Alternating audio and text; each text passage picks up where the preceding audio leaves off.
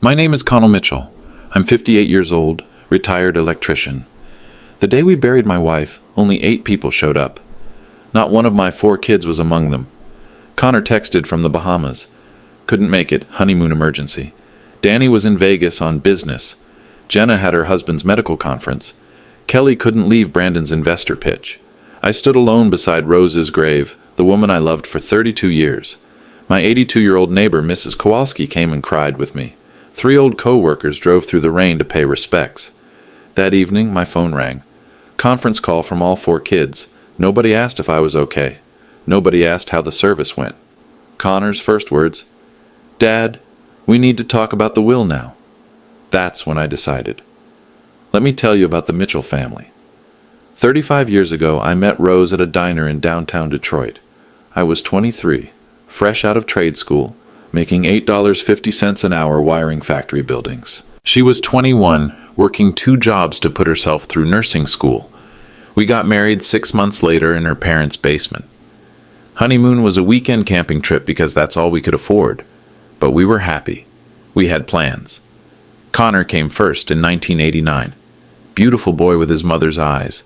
I picked up extra shifts to pay for diapers and formula. Rose went back to work when he was 6 weeks old.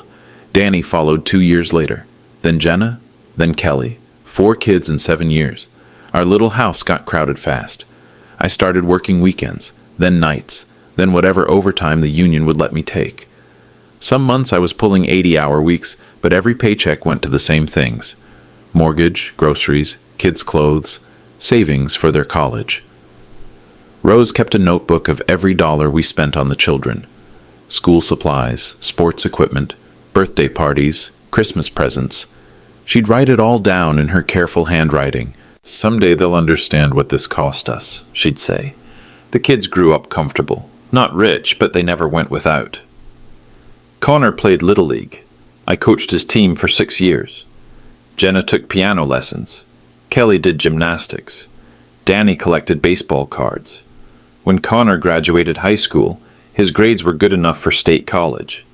Full-ride academic scholarship. Plus I had $15,000 saved up for his expenses. He came home that first Christmas break different. New clothes, new vocabulary, new attitude about his blue-collar father. "Dad, you should think about going back to school," he said. "There's more to life than working with your hands." I just smiled. Rose squeezed my arm under the table. Danny went to community college, then transferred to state. Jenna got into nursing school like her mother. Kelly studied marketing at Michigan. 4 college graduates. I was proud as hell. They all found good jobs, got married, moved to different states for opportunities. Connor became a software engineer in Austin, married Ashley, whose father owns 3 car dealerships. She calls me sir and looks at our furniture like it might have diseases. Danny sells insurance in Colorado. His wife Nicole spends money faster than he makes it. They're always asking for loans. Jenna became a nurse in Phoenix, married Rick, a cardiologist who thinks manual labor is beneath human dignity. They haven't visited in 3 years. Kelly does marketing in Denver. Her husband Brandon runs some tech startup that's always 6 months away from changing everything. They need investment capital. For the last 10 years, my phone only rings when they need money. "Dad, can you help with the down payment?" "Dad, Nicole's credit cards got out of hand." "Dad, Brandon's investor fell through." "Dad, Ashley's pregnant and we need a bigger house." Every time I said yes. Rose made me promise. "There are children, Connell." Family helps family. The notebook got thicker. $5,000 here, $8,000 there, sometimes $15,000 at once. "Don't worry, Dad. When you and Mom are gone, we'll just take it out of our inheritance." That's what they always said. Like our death was their payday. Last year, Rose got sick. Stage 4 lung cancer, even though she never smoked a day in her life. 8 months of chemo. 8 months of me driving her to appointments, holding her hand through treatments, sleeping in hospital chairs. I called the kids every week with updates. Connor was always in meetings. Danny had a big sales trip. Jenna was covering extra shifts. Kelly had Brandon's product launch. They sent flowers. They sent cards. They didn't send themselves. 2 weeks ago, Rose died at 3:17 a.m. on a Tuesday. I was holding her hand. I called Connor first. "Dad, I'm so sorry, but we can't change our plans now. The resort won't refund." I called Danny. Dad, this Vegas conference is career-changing. Mom would understand. I called Jenna. Dad, Rick's presenting at Johns Hopkins. It's huge for his practice. I called Kelly. Dad, Brandon's been working toward this pitch for months. Mom would want me to support my husband. 4 children, 4 excuses. One father burying his wife alone. The morning of the funeral, I woke up at 5 a.m. Empty house, empty bed, empty coffee pot. For 32 years, Rose made the coffee. Now I was learning how to live without her voice in the kitchen, her laugh in the living room, her warmth beside me at night. I put on my only black suit, the one I wore to her father's funeral 5 years ago. Rose's funeral dress was hanging in our closet, navy blue with small white flowers. She picked it out herself during one of her good days. When it's my time, Connell, I want to look like spring. I kissed the fabric and closed the door. At 7 a.m., my phone buzzed. Text from Connor. So sorry, Dad. Ashley's having complications. Doctor says we can't travel. Sending flowers. Love you. I knew Ashley wasn't pregnant. I knew there were no complications. Connor posted Instagram stories from their Bahamas resort the night before. Sunset cocktails. Beach volleyball. Blessed life. 8 a.m. Text from Danny. Dad, heartbroken, I can't be there. This Vegas meeting could save my career. Mom would want me to secure the family's future. We'll call later. Danny's LinkedIn showed him at a casino poker tournament. Prize pool, $50,000, 8:30 a.m. Email from Gina. Daddy, Rick's symposium is today. I tried to convince him, but he says this opportunity won't come again. I'm thinking of Mom. She'd understand my duty to my marriage. Jenna's Facebook had photos from Phoenix Country Club brunch. Sunday fun day with my doctor husband. 9 a.m. Voice message from Kelly. Dad, I'm literally crying. Brandon's investor meeting got moved to today. If we miss this, the startup dies. Mom always said family supports each other's dreams. I love you. Brandon's Twitter showed them at Denver Broncos game. Sweet life with my beautiful wife. 4 children. 4 lies. Each one thinking I was too old, too simple, too blue-collar to check their social media. The funeral home was quiet when I arrived. Director Williams, a kind man I'd known for 15 years, put his hand on my shoulder. Connell, where's the family?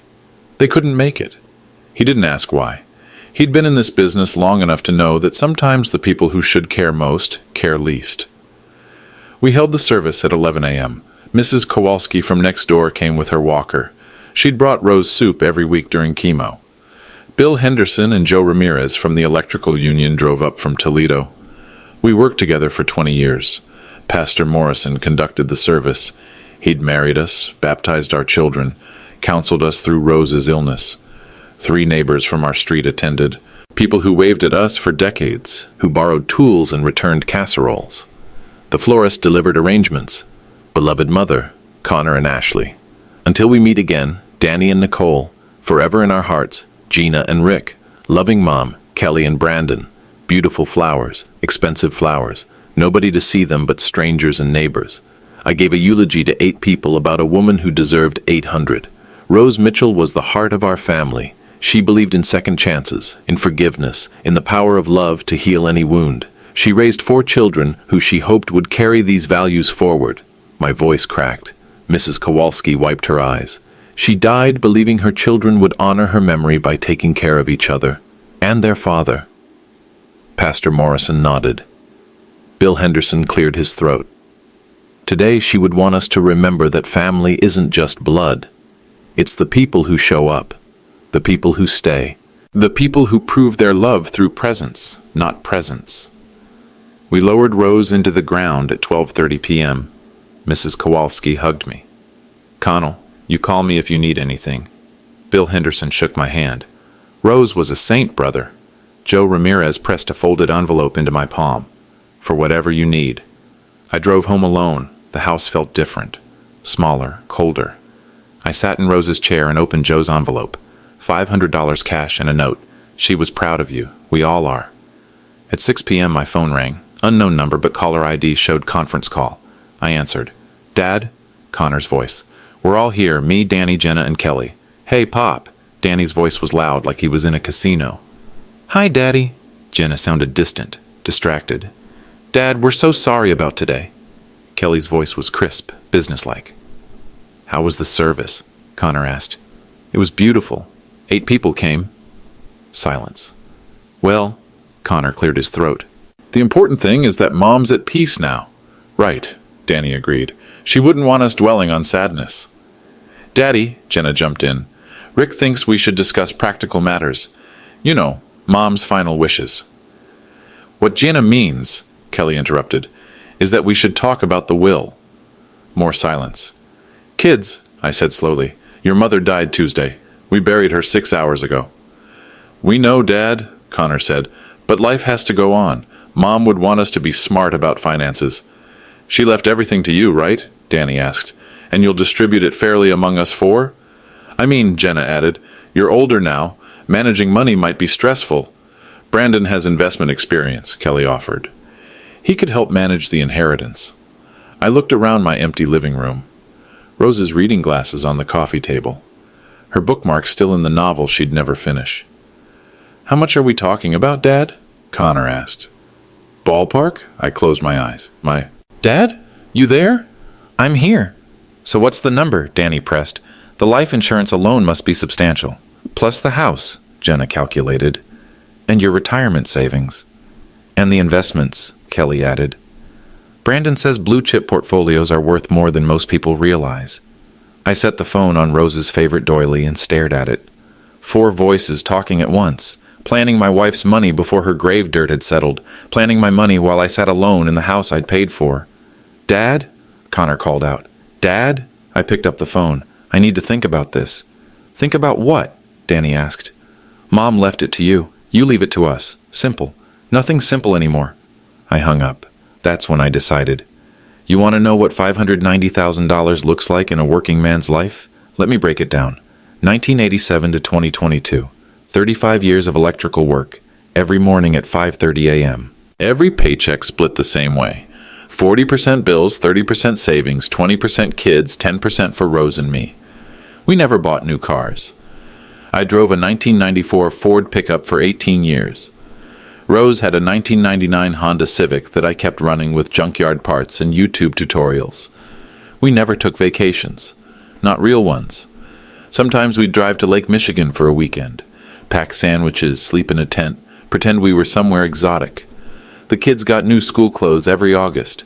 Rose and I wore the same outfits until they fell apart. Connor wanted a computer for high school. $1,200 in 1995 money. I worked double shifts for 6 weeks to buy it. Danny broke his arm playing football. Insurance covered 80%. I paid the $3,400 difference by wiring houses on weekends for 8 months. Jenna's nursing school required special equipment. Stethoscope, blood pressure cuff, medical textbooks, $2,800 up front.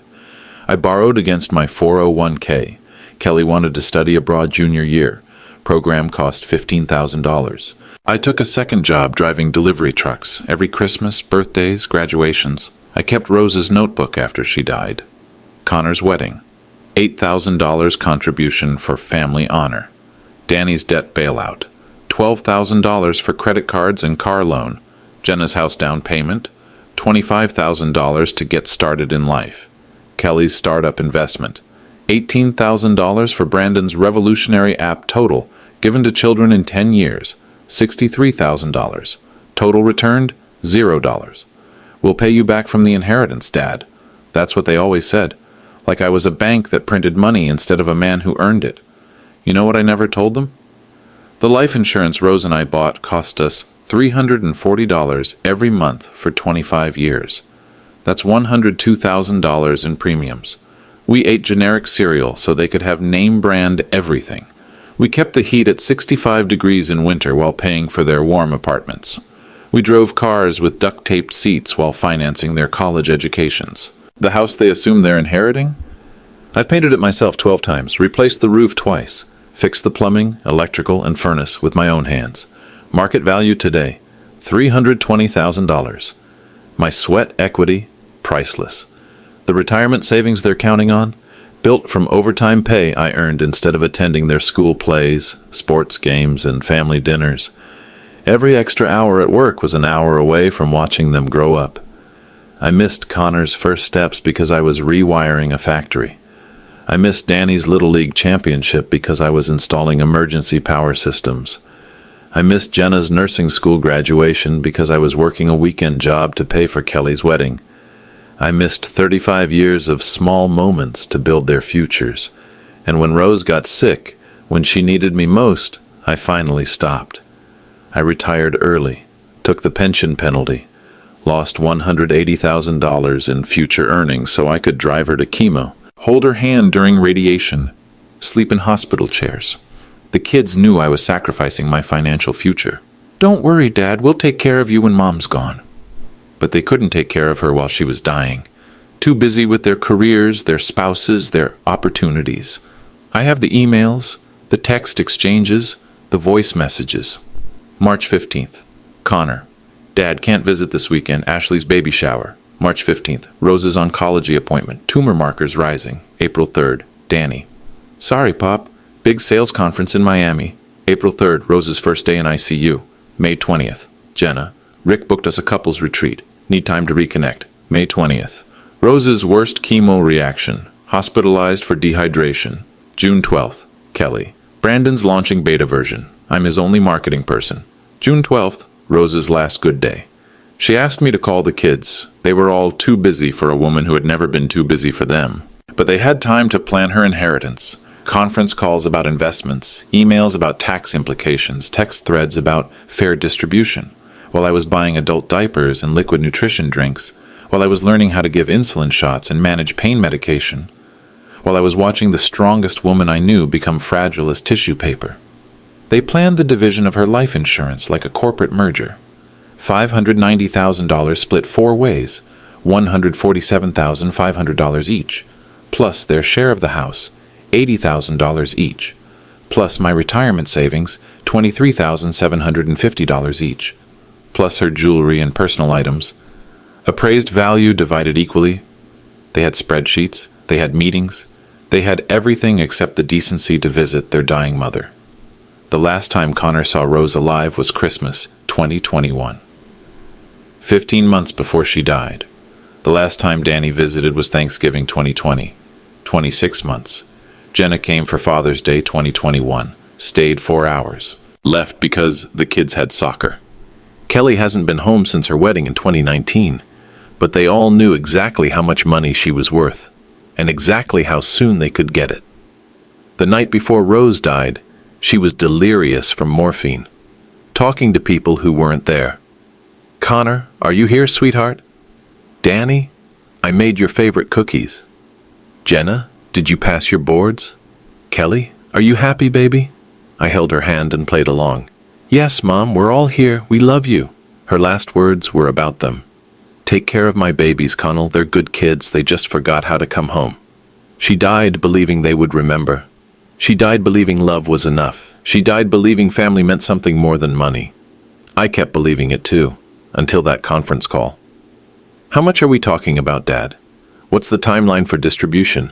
Should we meet with a financial advisor?" Not one question about grief. Not one word about missing her. Just dollars and cents and distribution schedules. That's when I understood. I wasn't their father anymore. I was their inheritance manager. And they weren't my children anymore. They were strangers who happened to share my DNA and my bank account information.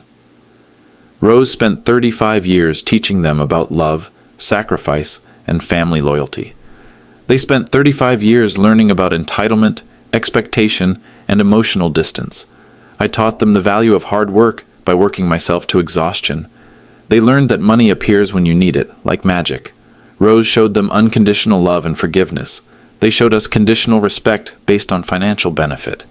We raised them to be good people. They became good accountants. So I decided to give them a different kind of education, a lesson about consequences, a master class in be careful what you wish for. They wanted their inheritance? They were about to get exactly what they deserved.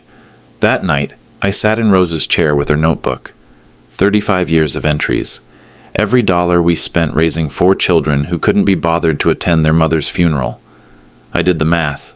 Connor, $127,340 in direct support, college, wedding, house down payment, emergency loans. Danny, $98,650 in bailouts, credit cards, car payments, unemployment gaps, investment opportunities. Jenna, $156,890 in education and medical expenses, nursing school, Rick's student loans, fertility treatments. Kelly, $134,120 in startup funding and lifestyle support. Brandon's business, their apartment deposits, Kelly's networking expenses. Total invested in ungrateful children, $517,000. Expected return on investment, $0. Expected gratitude, $0. Expected respect, $0. Expected presence at their mother's funeral, 0 out of 4. I opened my laptop and logged into our bank accounts. Checking, $15,430. Savings, $78,650. Certificate of deposit, $95,000.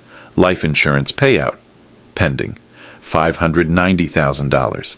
House value, estimated, $320,000. Total assets, $1,099,080. Their expected inheritance, $274,770 each. Their actual contribution to Rose's care, nothing. Their attendance at Rose's funeral, nothing. Their phone calls asking about my grief, nothing. Their offers to help with arrangements, nothing. The math was simple. Nothing divided by 4 equals nothing. I closed the laptop and walked through our house. Kitchen, where Rose cooked thousands of meals for children who grew up to be too busy for Sunday dinner. Living room, where she helped with homework for kids who couldn't help her through chemo. Bedroom, where she died alone except for me, because her children had prior commitments. Every room held memories of a woman who gave everything and received abandonment in return. I picked up my phone and scrolled through the funeral day texts. Connor, Ashley's having complications. Danny, this meeting could save my career. Jenna, Rick's symposium won't come again. Kelly, the investor meeting got moved. 4 lies, 4 priorities, 4 choices. They chose money over mother, career over compassion, spouses over sacrifice, opportunity over obligation. Now I had choices to make. I could give them what they expected. Write 4 checks for $274,770 and pretend their behavior was acceptable. I could lecture them about respect and responsibility, knowing they'd apologize until the money transferred. I could guilt them about missing the funeral, listening to empty promises to do better next time. Or I could teach them something more valuable than money, a lesson about consequences, about what happens when you treat people like ATMs instead of human beings, about the difference between being entitled to something and earning it. Rose would have forgiven them. Rose always forgave them. But Rose was dead, and they hadn't even bothered to say goodbye. I opened her Bible to a passage she'd marked in red ink. Train up a child in the way he should go, and when he is old, he will not depart from it. In the margin, she'd written, love them enough to teach them right from wrong. For 35 years, we'd taught them they could take without giving. We'd taught them they could hurt without consequences. We'd taught them that family obligations only flowed one direction, from parents to children. It was time for a different lesson. I pulled out the yellow pages and found the number for Morrison Real Estate. Hello, this is Connell Mitchell. I'd like to sell my house quickly. How fast can you move? Mr. Mitchell, I'm sorry for your loss. Rose was a wonderful woman. Thank you. She was... How quickly are we talking? 1 week. Cash sale if necessary. That's very fast, Connell. Are you sure? I looked around the empty house where I'd raised 4 children who couldn't be bothered to bury their mother. I'm sure. Next, I called First National Bank. This is Connell Mitchell. I need to make some account changes. Of course, Mr. Mitchell. What can we help you with? I want to close all my accounts and convert everything to cashier's checks. All of them? Are you sure? That's quite a bit of money to have in negotiable instruments. I'm sure. When would you like to do this? Connelloro morning. I hung up and opened Rose's desk drawer. Her personal stationery was still there. Cream-colored paper with her initials embossed in gold. I pulled out 4 sheets and began writing. 4 letters, 4 final lessons, 4 ways to say goodbye to children who had already said goodbye to us. This would be the last thing I ever gave them. Tuesday morning, 8 a.m. sharp. Morrison Real Estate arrived with contracts and a photographer. Connell, you sure about this? This house has been your home for 30 years. My home died last Tuesday, Bill. Now it's just a building. We walked through each room. Bill took notes about updates needed, market comparables, pricing strategy. With some minor cosmetic work, we could get $340,000, maybe $350,000 if the market holds. How much as-is cash sale 1 week? $285,000, maybe $295,000 if we find the right buyer. Do it. Bill hesitated. Connell, that's leaving $50,000 on the table. I don't need maximum profit. I need maximum speed. We signed the paperwork. Bill posted the listing before lunch. By 2 p.m., 3 cash offers. By 4 p.m., accepted offer. $290,000, 7-day close. 9 a.m. Wednesday, First National Bank. I walked into the lobby with my account numbers, death certificate, and identification. Mr. Mitchell, I have your withdrawal ready. This is quite unusual. Patricia Chen had been our banker for 15 years. She handled our mortgage, our savings accounts, our loan applications.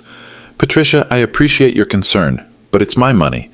Of course it is. I just want to make sure you're not under any pressure. Elder financial abuse is common after a spouse's death. I almost laughed.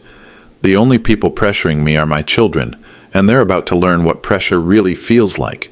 She counted out cashier's checks, life insurance, $590,000, savings accounts, $173,650, certificate of deposit, $95,000, checking account, $15,430, total $874,080.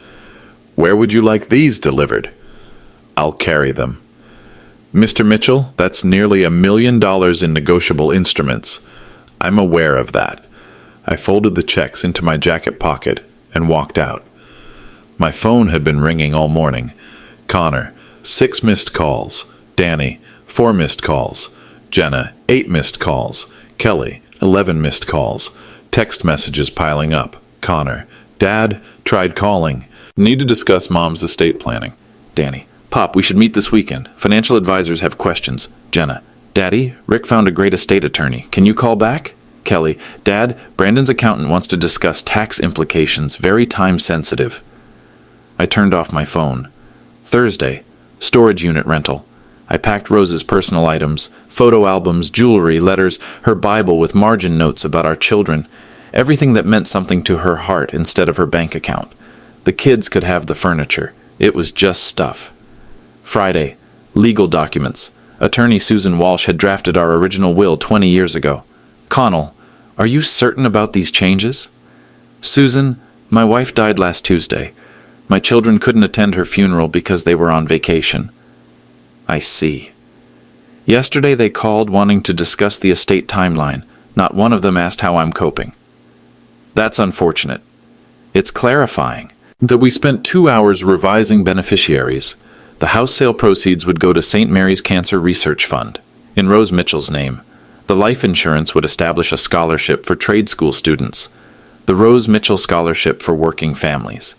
My retirement savings would fund a grief counseling program at the hospital where she died. What about your children?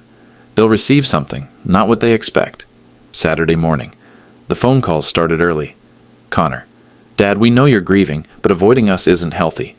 Danny, Pop, Nicole's pregnant. We need to plan for the future. Jenna, Daddy, people are saying you listed the house. That can't be right. Kelly, Dad, Brandon saw the listing online. What's going on? I let them all go to voicemail. By Saturday evening, panic mode. Connor driving from Austin. Dad, I'm coming home. We need to talk. Danny flying from Denver. Emergency family meeting. This is serious. Jenna canceling patients. Daddy, I'm worried about your mental state. Kelly taking time off work. Dad, we're all coming. Don't make any major decisions. Sunday, they arrived. 4 luxury cars in my driveway. Connor's BMW, Danny's Lexus, Jenna's Mercedes, Kelly's Tesla. Cars worth more than most people's annual salaries. Cars their struggling parents had indirectly helped finance. I watched from the kitchen window as they gathered on my front porch, whispering, planning, strategizing, like a corporate raid instead of a family intervention. Connor rang the doorbell. I opened the door. Hi, Dad. 4 faces, 4 expressions of forced concern. Kids. Dad, we need to talk, Jenna said. We're worried about you, Kelly added.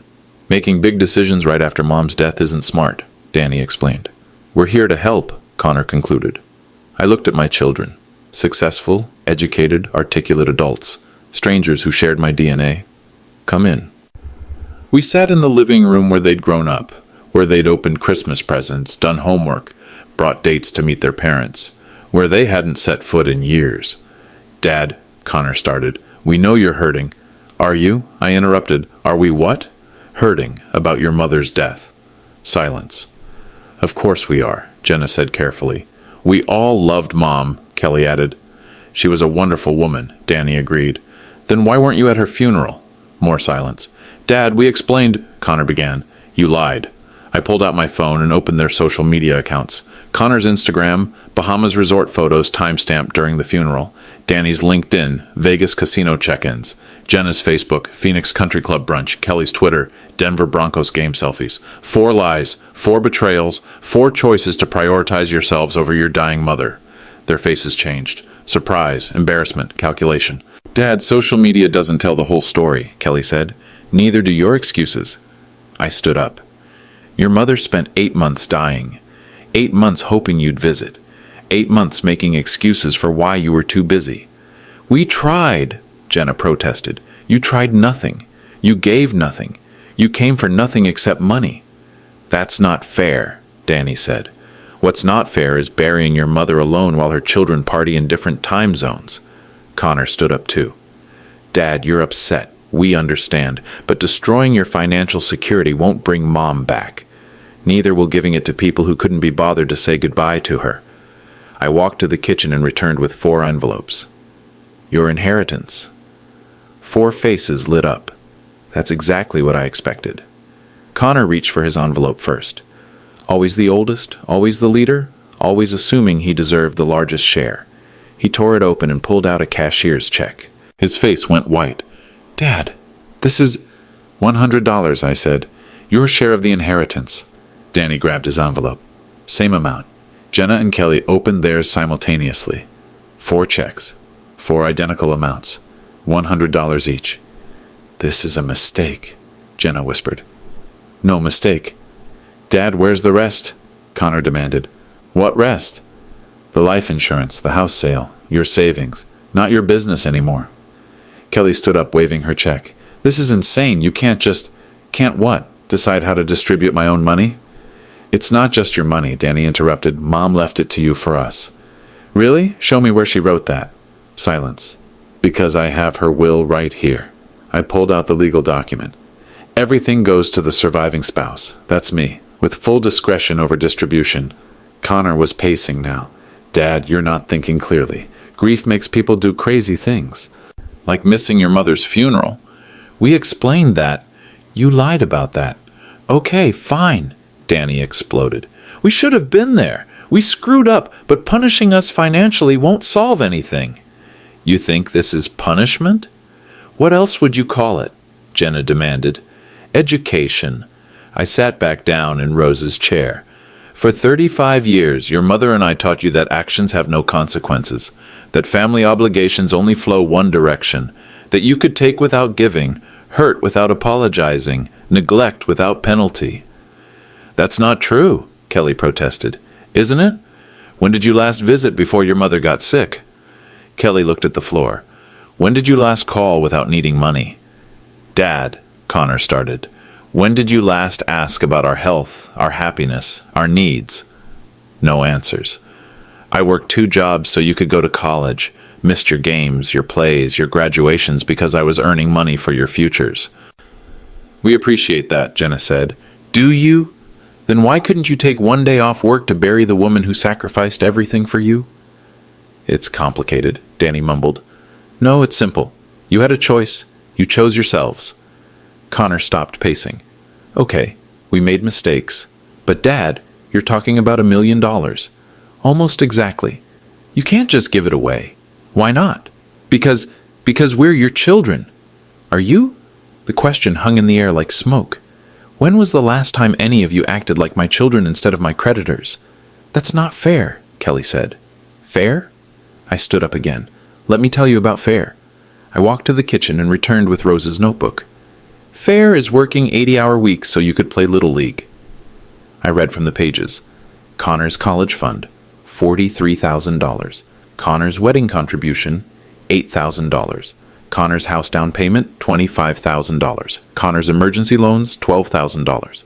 Connor's face was red. I never asked for... You never asked. You demanded, Dad, we need help. Dad, it's an emergency. Dad, family helps family.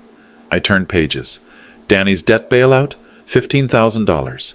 Danny's car loan, $8,000. Danny's unemployment support, $6,000. Danny's investment opportunity, $12,000. Those were loans, Danny protested. Were they? When did you pay them back? We said we'd take it out of the inheritance, right. So you borrowed against money that wasn't yours to pay for choices that weren't my responsibility. More pages. Jenna's nursing school, $34,000. Jenna's fertility treatments, $18,000. Jenna's marriage counseling, $3,000. You offered to help, Jenna said weakly. I offered because your mother begged me to, every time. There are babies, Connell. Family helps family. Final pages. Kelly's startup funding, $22,000. Kelly's apartment deposits, $8,000. Kelly's networking expenses, $6,000. Dad, those were investments in our future, Kelly argued. No, they were investments in your comfort, and none of you invested anything in your dying mother's care. I closed the notebook. Total financial support over 10 years, $517,000. Total visits during 8 months of cancer, maybe 12. Total attendance at funeral, 0. We can't change what happened, Connor said. No, you can't, but you can live with the consequences. Dad, be reasonable, Jenna pleaded. We made mistakes, but destroying our inheritance won't... Your inheritance? I laughed. You keep using that word. I don't think it means what you think it means. Mom always said, Kelly began. Your mother always hoped you'd become decent human beings. She died waiting. Danny was checking his phone. Dad, Nicole's parents are helping with the new baby. We were counting on this money. Then you should have counted on being present for the woman who made it possible. You're being vindictive, Connor accused. Am I? Or am I being fair for the first time in your lives? This isn't what Mom would have wanted, Jenna tried. Your mother wanted you at her funeral. Did you care what she wanted then? I walked to the window and looked out at their expensive cars. You know what I realized standing alone at your mother's grave? They waited. You didn't abandon her. You abandoned us, both of us, years ago. That's not true, Kelly whispered. When did you last call to ask how I was doing? Not when you needed money, when you cared about my well-being. Silence. When did you last invite us to visit? Not for holidays when you needed free babysitting. When you wanted our company. More silence. When did you last treat us like parents instead of pensioners? Connor was typing furiously on his phone. Dad, I'm calling Susan Walsh. You can't be legally competent making decisions like this. Go ahead. She helped me draft the new will yesterday. What new will? Jenna gasped. The one that reflects reality instead of fantasy. Dad, please, Danny begged. We can fix this. We can be better. Can you bring your mother back for her funeral? That's not possible, and you know it. Neither is earning back what you lost through neglect. I walked to the front door and opened it. Your inheritance is in your hands, $100 each, exactly what you deserve for the effort you put into this family. Dad, wait, Kelly called. No more waiting. I waited 8 months for you to visit your dying mother. I waited through her funeral for you to show up. I waited my whole life for you to become the people we raised you to be. Where are you going? Connor demanded. Somewhere I'm wanted instead of needed for my bank account. You can't just disappear, Jenna cried. Why not? You disappeared from us years ago. I pulled 4 sealed letters from my jacket. 1 more inheritance for each of you. The truth. 3 days later, the house was empty. Professional movers came Tuesday morning. Everything valuable went to storage. Everything else went to charity. The kids had been calling nonstop. Voicemails piling up like autumn leaves. Connor. Dad, let's talk rationally. I'm flying back. Danny. Pop, Nicole's crying. We need that money for the baby. Jenna. Daddy, Rick says we can contest the will. Don't make this ugly. Kelly. Dad, Brandon's investors are asking questions. Please call back. I didn't call back. Wednesday morning. Final bank visit. Patricia Chen looked confused. Mr. Mitchell, you're closing everything? Everything.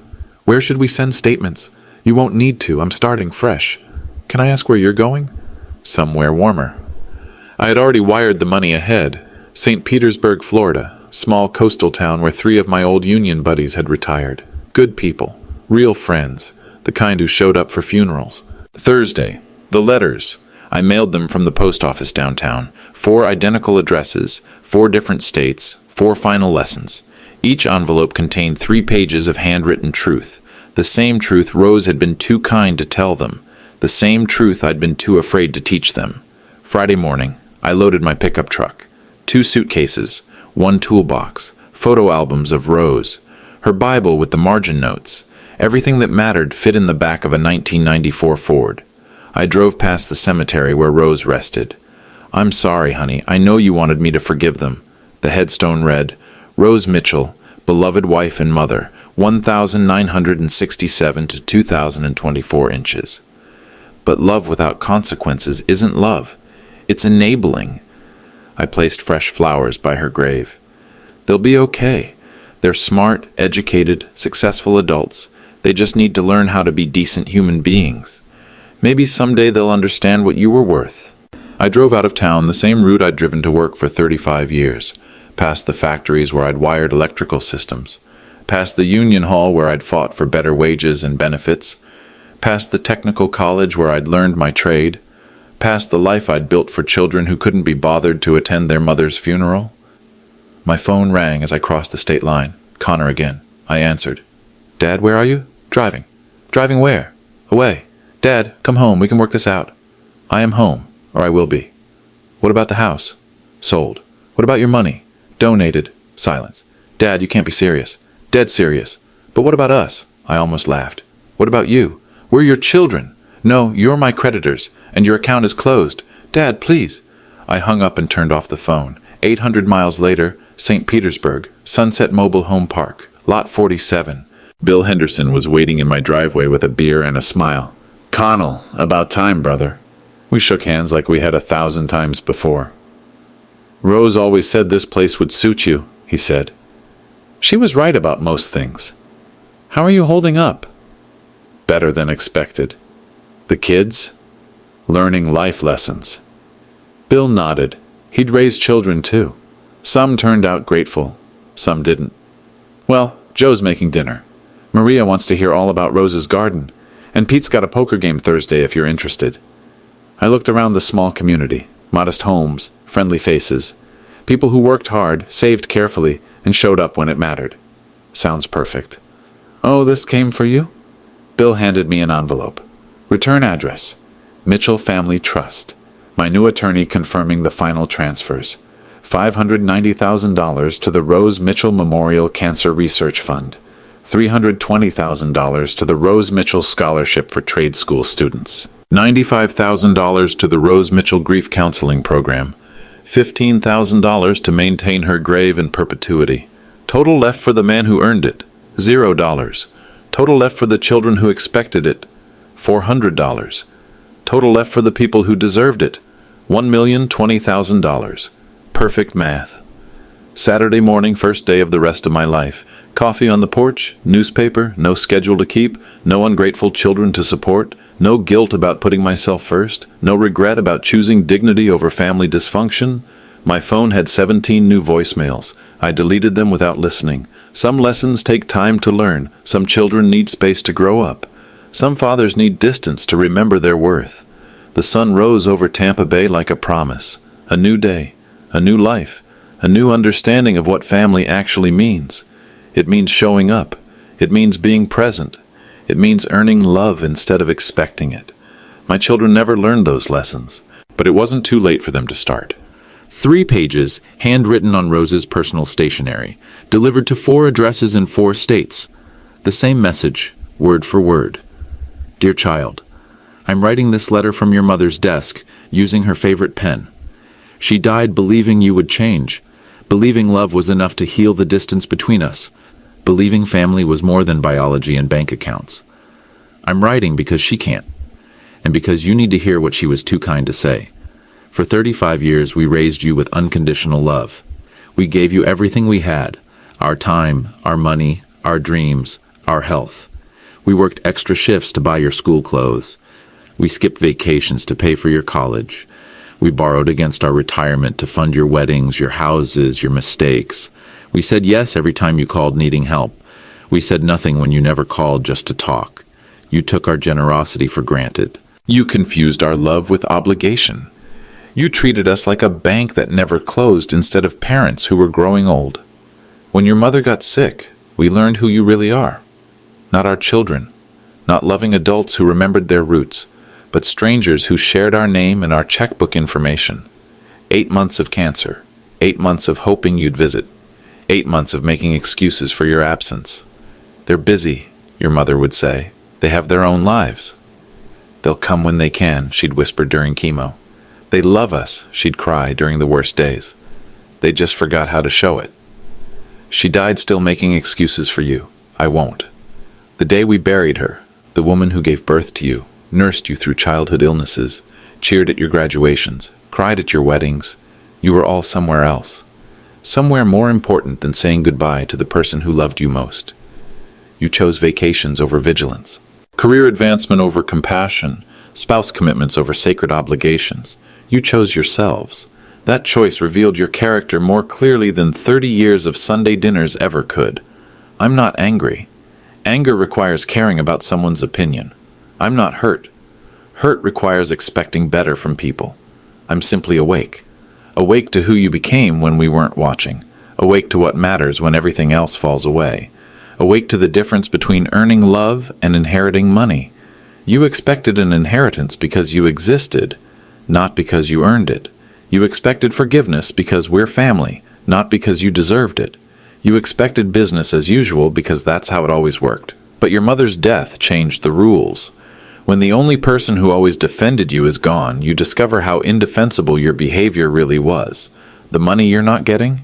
It's building something your mother would be proud of. Cancer research in her name. Scholarships for hardworking families like we used to be.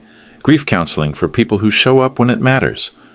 Programs that help people instead of enabling them.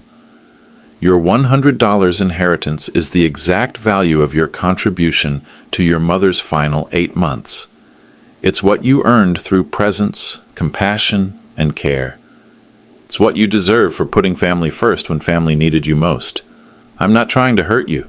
I'm trying to teach you something your mother and I should have taught you years ago. Actions have consequences. Love requires effort. Family is earned, not inherited.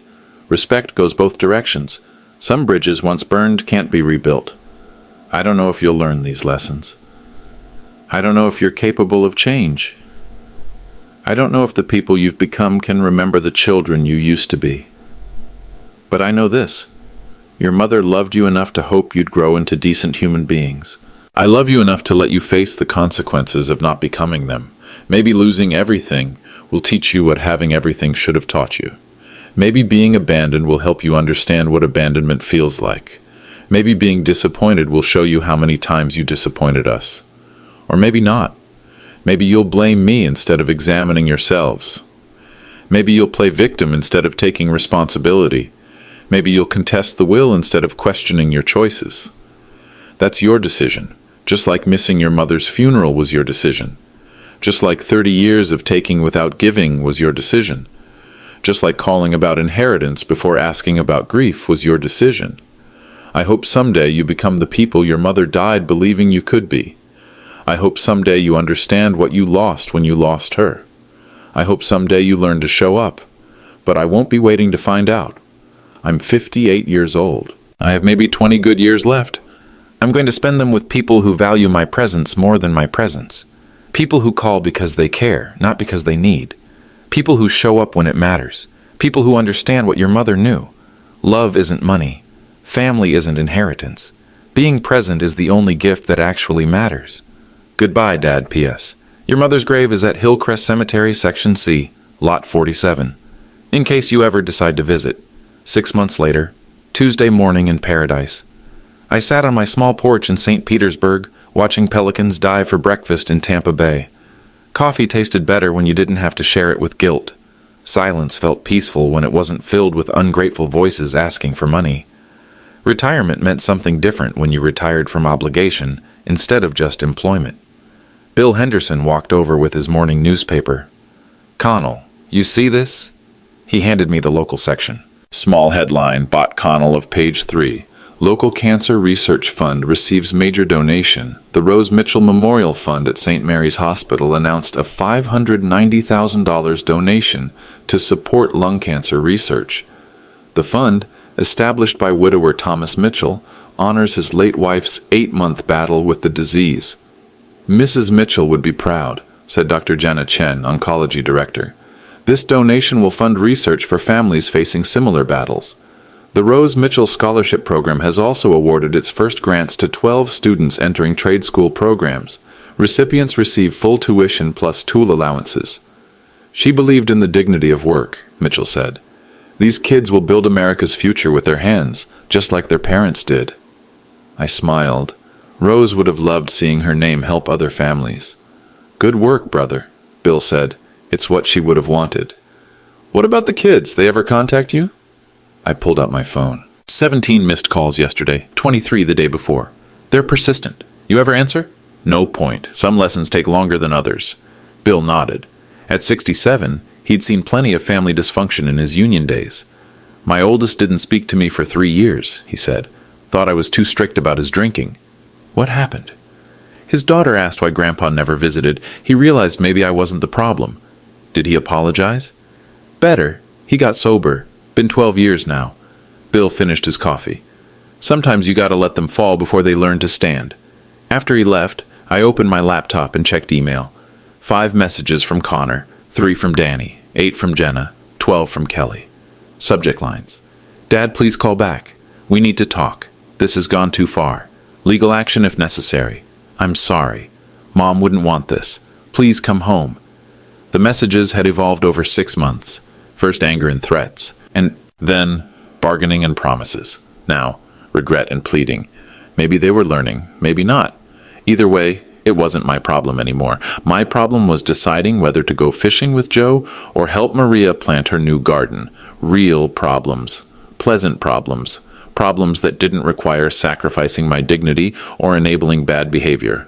I closed the laptop and walked to my mailbox. 3 items. Electric bill, $47. Medicare statement, $0. Postcard from Connor. I almost threw it away, but curiosity won. Front side, photo of Austin skyline. Back side, Connor's handwriting. "Dad, Ashley and I divorced. I finally understand what you and Mom tried to teach us about marriage requiring work. I'm moving back to Michigan. Maybe we could talk. I know I don't deserve forgiveness, but I'd like to try earning it. Connor." I stared at the postcard for a long time. First communication that didn't mention money. First acknowledgement of wrongdoing without excuses. First step toward accountability. Maybe. Or maybe it was manipulation disguised as maturity. Time would tell. I put the postcard in my pocket and walked to the community center. Senior volleyball started at 10 a.m. I'd volunteered to help set up nets. Real commitments to real people who showed up consistently. People who kept their word instead of breaking their promises. People who understood that respect was earned through actions, not inherited through biology. Maria waved from the kitchen. "Connell, help me move these tables?" "Absolutely." We spent an hour arranging chairs and preparing snacks. "You're good at this," she said. "Ever think about coaching?" "Coaching what?" "Troubled families. You understand boundaries better than most people?" I laughed. "I learned the hard way." Best way to learn, painful but permanent. After volleyball, Joe invited me fishing. "Grouper or running," he said. "Perfect day for it." We spent 4 hours on Tampa Bay catching fish and talking about life. Real conversation, no hidden agendas, no requests for money. Just 2 old men enjoying retirement the way it was meant to be enjoyed. "You happy, Connell?" Joe asked as we headed back to shore. I thought about the question. 6 months ago, I was a widower raising ungrateful children and enabling destructive behavior. Today, I was a free man building genuine friendships and supporting worthy causes. Yeah, Joe, I think I am. That evening, I called the cemetery back home. "Hillcrest Memorial, this is Janet." "Hi, Janet, this is Connell Mitchell. I wanted to check on my wife's gravesite." "Of course, Mr. Mitchell. Let me pull that up." Rose Mitchell, Section C, Lot 47. How does it look? Beautiful. Someone's been bringing fresh flowers every week. My heart stopped. Someone? Young woman, dark hair, scrubs like a nurse. Never seen her before this month, but she comes Tuesdays and Saturdays. Jenna. Thank you, Janet. Should I leave a message if she comes again? I looked out at the sunset over Tampa Bay, orange and pink sky reflecting on calm water, pelicans flying home to roost, peace settling over everything like a gentle blanket. No message, but thank you for letting me know. I hung up and smiled. Maybe some lessons were finally taking hold. Maybe showing up was becoming a habit instead of an exception. Maybe there was hope for redemption after all. But even if there wasn't, I'd be okay. I'd learned the most important lesson of all. You can't control other people's choices. You can only control your response to them. And sometimes the most loving response is to stop enabling the behavior you're trying to change. The sun disappeared into the Gulf of Mexico. Conaloro would bring new possibilities, new choices, new chances to show up for people who showed up for me. And if my children ever learned to show up consistently, genuinely, without expecting anything in return, well, we'd see, but I wouldn't be waiting by the phone. I'd be living my life with people who valued presence over presence. That's the difference between family and relatives. Family shows up.